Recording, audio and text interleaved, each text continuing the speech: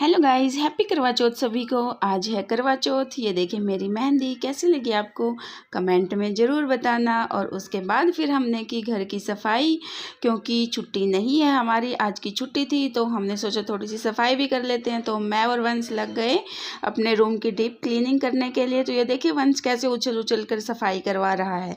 और उसके बाद फिर की मैंने अपने फेस की सफाई। सबसे पहले आप देखिए हमारा रूम कैसा हो गया है सफाई करने के बाद। रूम बिल्कुल चमक गया है और बाकी का घर भी हमारा बिल्कुल पूरी तरह से चमक रहा है। देखो कैसे चमक आई हुई है फर्श पर। और उसके बाद ये किचन है और किचन भी पूरी तरह से हमने क्लीन कर ली है। और उसके बाद हम रेडी हो जाते हैं मैं और वंश, क्योंकि हमें कथा कहानी भी सुननी थी। तो फिर हम पहुंच जाते हैं जेठानी जी के घर पर।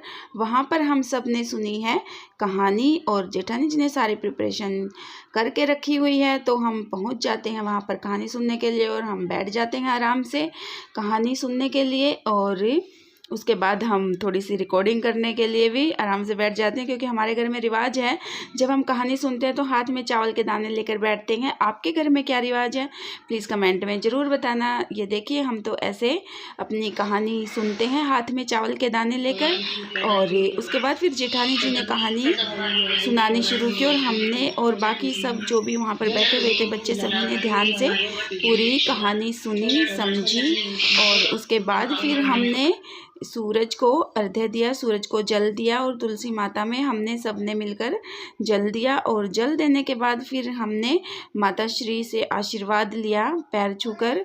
और ऐसे ही हमने सबने माता श्री के पैर दबाए और वन बाय वन हम सब ने ऐसे आशीर्वाद लिया। और उसके बाद जेठानी जी ने चाय बना दी, क्योंकि हम चाय भी पीते हैं और कुछ फ्रूट्स भी खाते हैं। तो आपके घर में ऐसी क्या रिवाज हैं जो आप करते हैं करवा चौथ वाले दिन, तो प्लीज़ कमेंट में ज़रूर बताना। तो चाय पी, उसके बाद फ्रूट्स खाए, फिर जेठानी लग गई अपना कुछ काम करने, क्योंकि उनको आंवले का मुरब्बा बनाना था। तो फिर हम पहुंच जाते अपने घर पे, क्योंकि हमें खाना भी बनाना था। तो मैंने बनाई है आलू गोभी की सब्ज़ी। और हमारे घर में रिवाज है कि हम उड़द और चने की दाल बनाते हैं आज के दिन, क्योंकि ये कंपलसरी है उड़द और चने की दाल बनानी। तो फिर मैं दाल भिगो कर गई थी और आने के बाद मैंने प्याज और लहसुन को कट कर लिया है, हींग और जीरे का मैंने तड़का लगाया है। और उसके बाद मैंने उसमें प्याज और लहसुन को ऐड कर दिया है। और प्याज और लहसुन के पकने के बाद मैंने उसमें टमाटर ऐड कर दिया है जो मैंने कद्दूकस करके रखा हुआ था। और फिर जब तक वो पकते हैं हमारा प्याज और टमाटर, जब तक हम दाल को देखते हैं कि वो पकी है या नहीं। तो दाल देखिए बिल्कुल सॉफ्ट हो गई है और प्याज और टमाटर थोड़ा हल्का सा कच्चा पक्का सा है। तो हमने उसमें 1 चम्मच मक्खन ऐड कर दिया है देसी, जो हमने घर पे ही बना रखा है।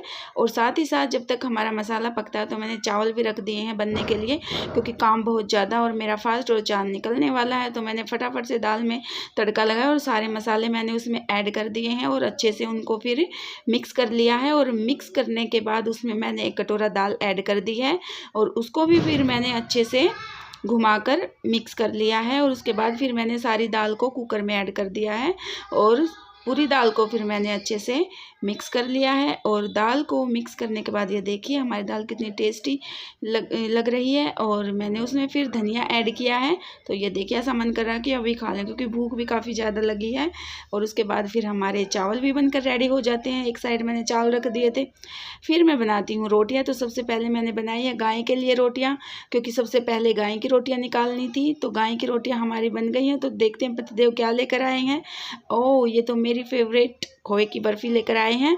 तो चलिए फिर टेस्ट भी नहीं कर सकते अभी तो इनको, लेकिन अभी रख देते हैं। पहले गाय के लिए रोटियां निकालते हैं। तो पहले गाय की रोटी जो भी मैंने बनाया था वो सारा सामान मैंने थोड़ा थोड़ा रख दिया है। तो इस तरीके से हम गाय के लिए रोटियां निकालते हैं। और गाय की रोटियां निकालने के बाद फिर मैंने इसको रख दिया है मंदिर में और जोत वगैरह लगा ली है।